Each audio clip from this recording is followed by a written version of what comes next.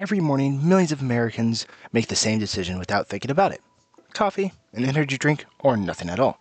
It feels small, it feels harmless, but what if that daily caffeine choice carries an environmental consequence most of us never really consider? In 2023, the average US adult consumed about 211 milligrams of caffeine per day.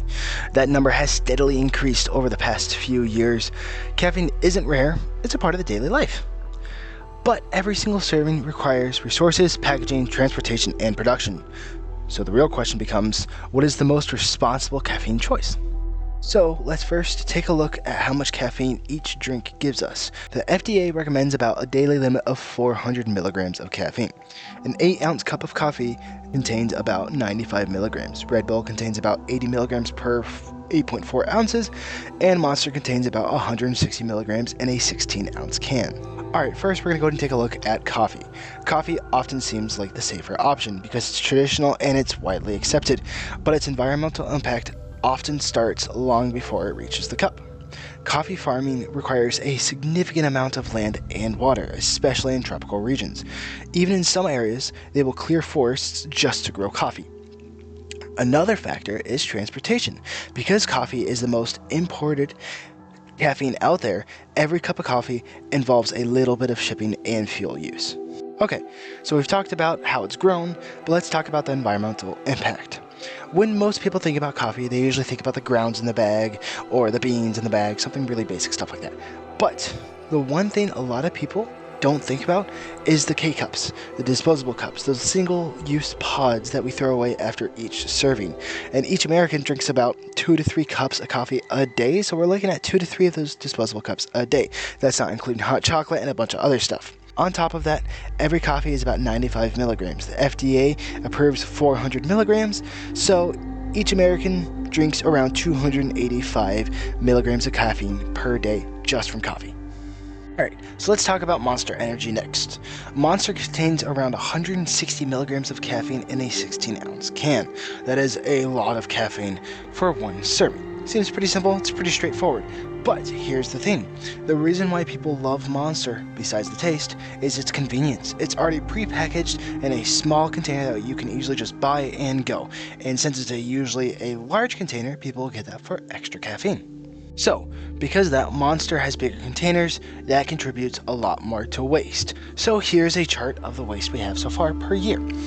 We have a total of 14.5 million tons of plastic, 4.2 million tons of glass, and 2.7 million tons of aluminum. Okay, so you may say aluminum only does 2.7 million tons a year. That's not a crazy amount compared to plastic, which is true, so the easiest option is to recycle it. Recycling does help reduce, but it doesn't eliminate the whole entire situation. Aluminum's recycling rate is around 50%, so that means half of our aluminum beverages containers still end up in landfills. Okay, so we looked at the disposal and the waste it makes. Let's take a look at the health impact. From a healthy standpoint, Monster has a higher caffeine content. Obviously, we've already talked about that.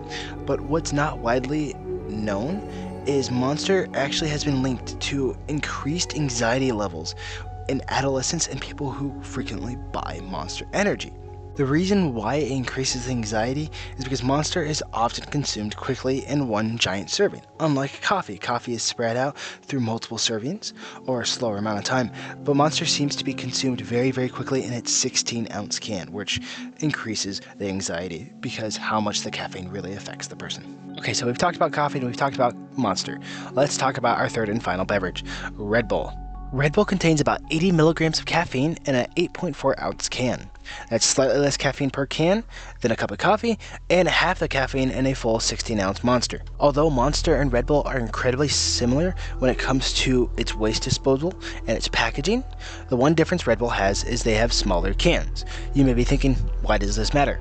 But what's unique with the Red Bull cans is since they're so small, people tend to buy 2 to 3 cans per session than just one can like Monster. Because of this, people tend to be way more addicted to Red Bull than they do with Monster. But look on the upside, Red Bull gives you wings. Actually, no, Red Bull does not give you wings. It actually gives you more anxiety with the caffeine spikes just like Monster. Okay, so we've talked about how each of these drinks have affected the environment and people's health. But the one thing we have not talked about yet is cost. How much does each cost? Well, homebrewed coffee costs around 33 cents per serving. Monster costs around $2.50 per serving, and Redbull costs around $3 per serving. This obviously shows that energy drinks cost a lot more in general. So you may be thinking to yourself, sweet, let's stop drinking so much energy drinks.